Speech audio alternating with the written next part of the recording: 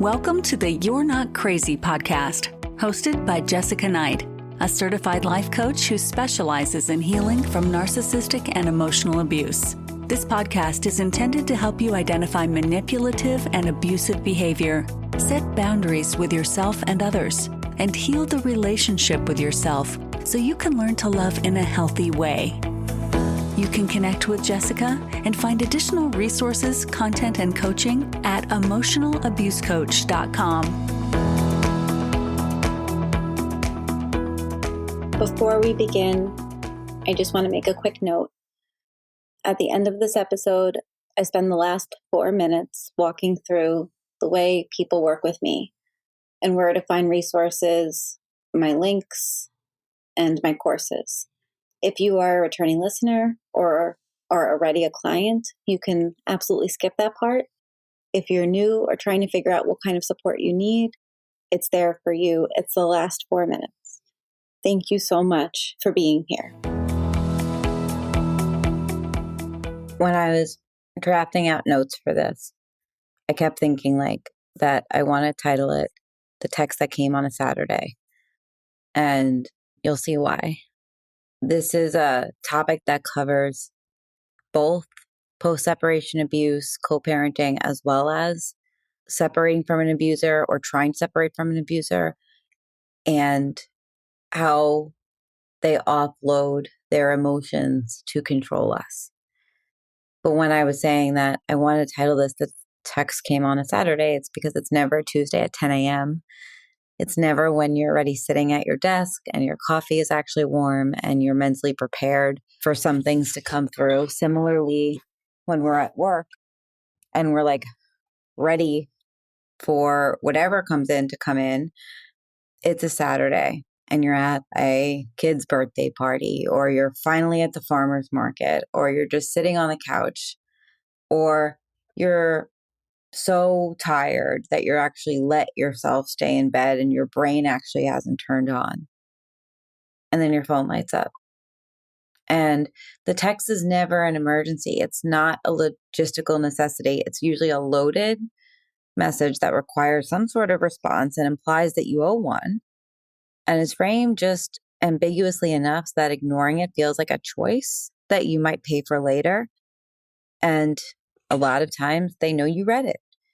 And so your Saturday is now gone, not because you responded and not because you didn't, but because the text exists.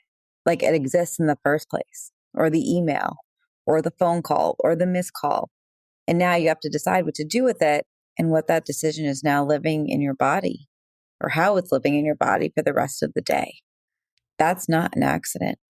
And something that doesn't get clearly named enough in conversations about coercive control is the way in which dysregulation gets used as a delivery mechanism of the control. It's one of the things that makes it so hard to name and so hard to explain to a friend, a judge, a mediator, or your therapist, someone who has not lived inside of these dynamics, because the person doing it is not always calculating. Sometimes they're genuinely flooded, genuinely overwhelmed, unable to hold what they're feeling inside their own body for just one more second. So they find a way to send it to you, to offload it, to know that now they are on your mind. And what happens on their end once they send it is actually pretty telling, because they feel better. The thing that was building inside of them has now been discharged. It's almost like it's handed off to somebody else and now they're lighter. They might even text you something cheerful, or be like, oh, why are you this was just a logistical question. Oh, I just emailed you about Thanksgiving, even though it's May, and what the plans are, and trying to figure out travel. But I don't get why that was wrong. I'm just trying to plan ahead. And they'll act like nothing happened while you're sitting there destroyed, thinking about how every single freaking year Thanksgiving is a fight. And you're still holding on to that message, deciding what to do with it, managing that internal cortisol spike and the racing thoughts and rehearsal of every possible response and every feeling. And they got it out. But for you, this process has just started. And I've worked with clients who describe this pattern so consistently that it stops surprising me, though it never stops being infuriating on their behalf. this one client I have that's navigating a high conflict co-parenting situation with someone who had spent years using communication as a form of control, told me she almost could predict the timing of when it would come in. And it's not the content, because the content changed constantly, but the timing. Weekend afternoons, Sunday nights, holidays, the day before a holiday, moments when she finally was trying to exhale. And she said, he knows when I'm okay and he does it. And that's exactly when he does it. And here's the thing about coercive control that people who have only read about it in books sometimes miss, is that intent is not the whole story. Impact is part of the story. And if you've been here and if you've listened to me before, you've definitely heard my rant about intent and impact. And if you haven't heard the rant, I promise you, I will likely go on the rant again in a short time, because I could do that every single freaking day. Intent is not the whole story. Impact is part of the story. And pattern is also part of the story. Because when somebody consistently, reliably, across many months and years sends the loaded text on a Saturday, the pattern itself becomes the mechanism, whether or not they know they're doing it. But trust me, they know. That being said, I want to talk about the quote, not on purpose, end quote, piece for a moment, because I think we extend that benefit of the doubt too generously and too automatically. And there is no logistical reason to bring up Thanksgiving on a Saturday afternoon in May. Thanksgiving's not happening for months. There's no form to file or flight to book yet, or a decision that cannot wait until Monday when you're both in a more functional headspace. That topic was chosen because it's a known trigger, and it's a known trigger that's specifically around splitting time, because in this one specific case, they're not fully divorced. So it's contentious because they are not actually divorced, and they will have to figure that out. And last year was a shit show. The topic was chosen because of that. And the day was chosen because it's when her guard was down. And at some level, conscious or not, again, they know what they're doing and they know it's going to land like a grenade. And you'll spend the rest of the afternoon writing responses in your head or actually trying to draft them. And that's coercive control. It's just another way, another mechanism of it. And I want to be specific about what they're actually getting out of it, because I think that's the part that gets skipped over, and it's the part that explains it. They're not just reliving their own pressure. Pressure relief is a side effect. Like, they're not just trying to relieve that. What they're doing is confirming that you're still in their orbit. Your response is the thing they were after. It's not necessarily a particular response, not an agreement, not compliance, just a response, a read receipt, a visible disruption to your afternoon. Any signal that the line between you is still alive and that you're still reachable and that they still have access to your nervous system, that confirmation is the payoff for them. And the dysregulation is the way that they get there. And that's why the Saturday text does not stop when the relationship ends. And I think a lot of people believe that coercive control requires an active relationship or a shared space and ongoing contact, but it absolutely does not. And it continues over and over and over again post-separation, especially if you share kids or you're going through a divorce, because the Saturday text is how coercive control operates across no contact attempts, across months of silence, across years. Every time you respond, even briefly, even calmly, even with a single word, you're confirming that that lease in your head is still active. And you're telling them without meaning to that they can still reach you. And for someone whose entire psychological architecture is built around maintaining control over you, that confirmation is actually enough. They get what they needed, and that's why they sent it. And when they send it, what goes on for them is not actually that they're thinking about this in a meaningful way a lot of the time. What they're doing is trying to offload their internal dysregulation. They need to externalize that somewhere, and you're the place they have trained themselves to put it. You're familiar, you're responsive, you are reliably affected, and you are the container they built for exactly this purpose over the course of the relationship. And the text is them reaching for that container out of habit or compulsion or need, the same way someone reaches for a drink. It is not about you. And it is about what you do to them, which is make them feel less alone in whatever way they may be sitting with that. Maybe it makes them feel like they still matter or that they still have a place to put the thing that they can't hold, which is themselves. And the moment you respond, they have all of that. Their Saturday gets better and yours gets worse. And the asymmetry there is so consistent and so complete that it has a name, and that is coercive control.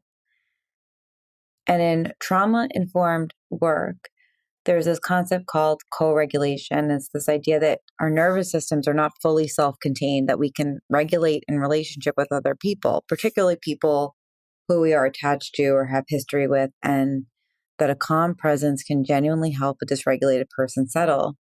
Well, if you think about a parent with a child, dysregulated child, that makes a lot of sense.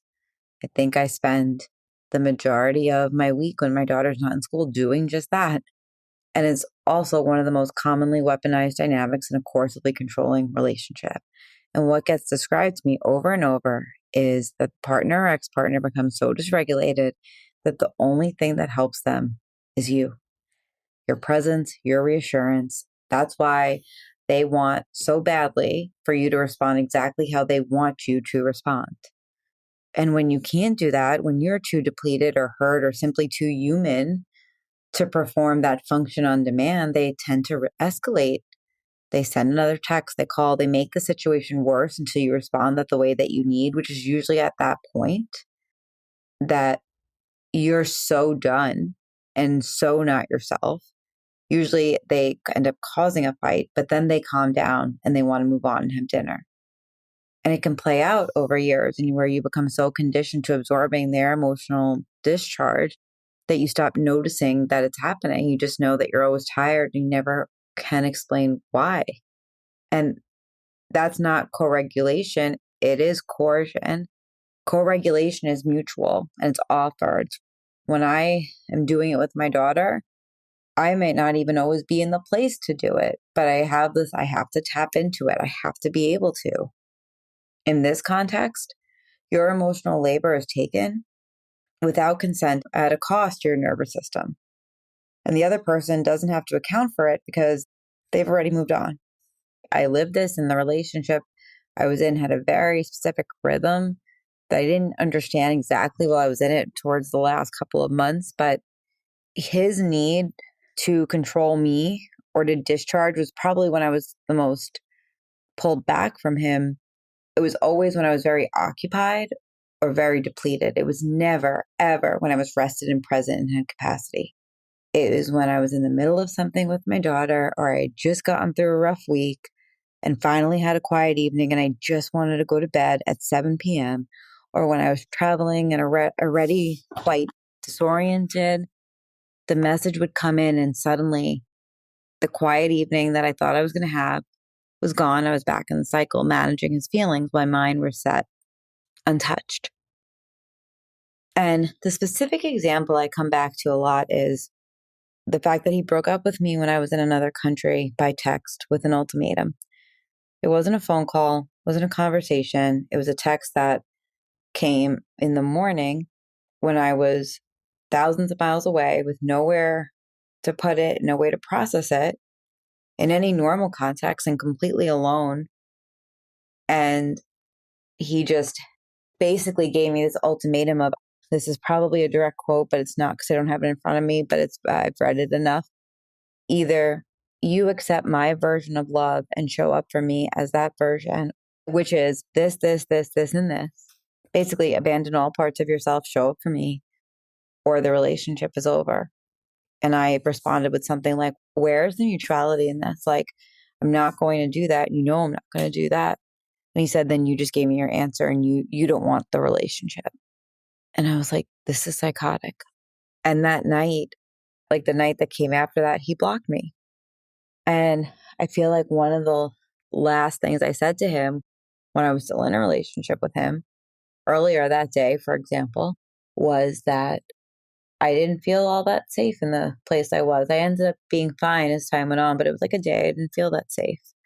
So he did it when I was like purposely focused on me. that's the thing I want you to understand about the timing of things. It's not random. When someone sends the loaded text when you're at a birthday party with your kids or you just sat down for the first time in a week, it's not just bad timing. They're sending it when you're least equipped to hold it, which is when you're most likely to respond in a way that gives them what they need just to make it stop. And I spent a long time trying to be fair about whether he knew what he was doing or not. I do not spend much time on that question anymore because I know the answer. In the context of coercive control, it doesn't change what happened. His feelings did not stay in his body ever. They came to live in mine. And whenever he sent them, or whenever he had these outbursts too, it was always intentionally when I was focused on something else. And then I had to absorb it and he walked away lighter. And if you're living in this right now, then you can think about it this way is like people who are operating in good faith, even difficult people, even people who are struggling, do not consistently time their hardest communications for moments when you are most off guard. That is what struggling looks like. Struggling looks like messiness and imperfect timing and genuine repair attempts. And what I'm describing here looks like a pattern. Patterns in coercive control are the point.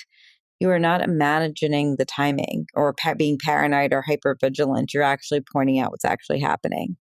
And if you doubt it, it's actually a symptom of exactly what this relationship or kind of relationship does to a person. You're trained to doubt yourself and that training didn't happen by accident.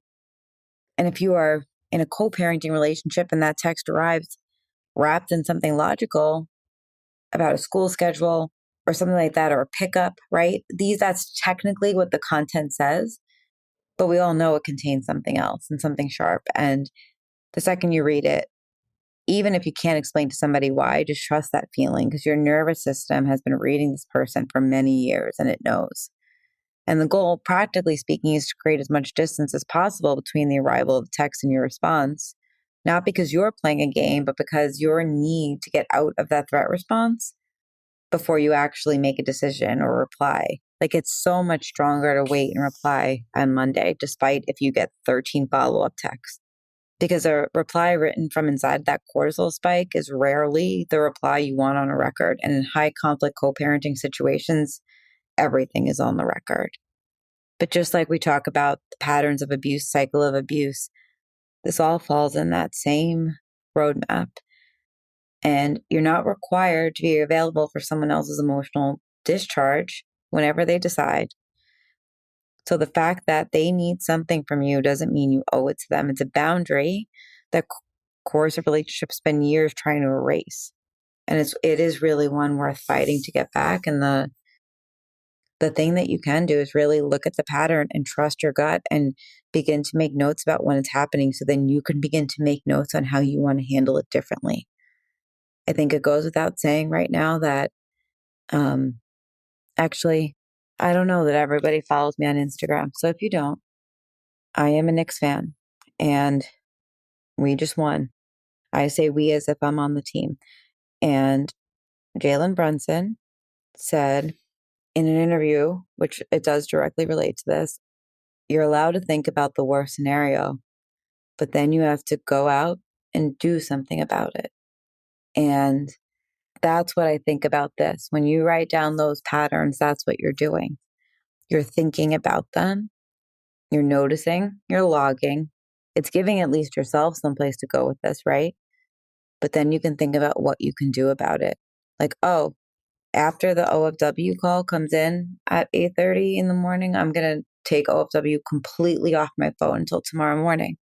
I will give myself a half an hour to see if there are messages. I don't have to read them, but then I can, I'll do the same thing. And is it annoying to delete OFW and re-enter it every single day? Yes. Can you absolutely do it? Also, yes. And then if this is not a co-parenting relationship, if this is something between, in a relationship, you start saying no and you stop the apology game. With that person I described, like, I really think he did the breakup just to see if I would just like completely fawn and go back to it. But I actually had been setting boundaries so much that I didn't. It doesn't mean it didn't hurt. I've talked about it on this podcast. It hurt like hell, but I could not do it anymore. And I knew that. And I had been setting boundaries of not caretaking, not saying sorry, not taking the both ways. I literally got to a point where I started to pretend that I didn't see his messages and asking me to come over when he knows I have literally 5 minutes before I have to go get my daughter, and nothing with him was 5 minutes. I started to really think about, like, he knows exactly what he's doing. He couldn't get in touch with me all day because I had back-to-back clients. And now the 5 minutes I have before I go and pick up my daughter, who's likely going to be very dysregulated, is not the time that I can give to him, because the 15 times I did, I knew what happened. And so I started to let him get mad at me, because your nervous system belongs to you. And so does your Saturday and all of the other moments that you want. And so, as always, I really hope that this was helpful. And if you need support, if you want support, you can always reach out to me at emotionalabusecoach.com. If this episode resonated and you're realizing that what you're dealing with isn't just stress or miscommunication, there are ways to get support that don't minimize what you're experiencing. I'm going to spend the next couple of minutes telling you about my offerings, because at the core of my business is one-on-one coaching. The podcast is something that I do because I do like being able to help a broader audience. But the truth is that the core of my work is really coaching and providing other offerings so that people can begin to heal. At the center of everything I do is one-on-one coaching. That's where I slow things down, listen closely, and help you make sense of what's happening in your specific situation. It's not a template. It's not just based on theories, but it's really focused on your real life. Some people start with a one-time validation call. That is a single focus session where we look at one specific situation or pattern that you're struggling with. And the goal isn't to fix your life or push you into decisions. It's to help you name what's happening, put it into context of reality, help you notice where you are in it, and offer some feedback and tools to how to navigate it. I also offer an intro call. The intro call used to be called the clarity call, and it's a short call where you can share what's going on for you, and I can explain how I work and whether I'm the right fit for your situation. There's no obligation to continue after that. It's simply a way for us to get on the same page before moving forward. For people who need ongoing support, I offer weekly or biweekly coaching. This is especially helpful if you're navigating emotional abuse, trauma bond, high conflict divorce, or custody and co-parenting with a difficult or controlling person. Ongoing work allows us to track patterns over time, stay anchored when things escalate, and make decisions in a way that protects your nervous system and your long-term stability. All of my coaching options can be found on my websites, emotionalabusecoach.com and highconflictdivorcecoaching.com. Both links are available in the show notes of this episode. In addition to one-on-one coaching, I offer several self-paced courses and programs. They're called Divorcing a Narcissist 101, How to Document for Family Court, the Emotional Abuse Breakthrough Course, Setting Boundaries with a Narcissist, and Unhooked, which is my program and private podcast that walks you through the full cycle of abuse, helps you map it out in your relationship, and shows you how to begin to break free from the trauma bond. I also write on Substack, where I explore topics like trauma bonding, emotional abuse, coercive control, high conflict divorce, and the cluster B dynamics. There's a free option and a paid membership that offers deeper dives, Q&As, and additional resources. Everything that I do and everything that I build is around one core truth and message: that you're not crazy, you shouldn't feel crazy, and that even though I can see patterns in what you're experiencing, it doesn't mean that it's normal. It's not healthy. My work is really about helping you understand what's happening and begin to trust yourself again. All of the links that I shared are in my show notes, and I really appreciate you being here.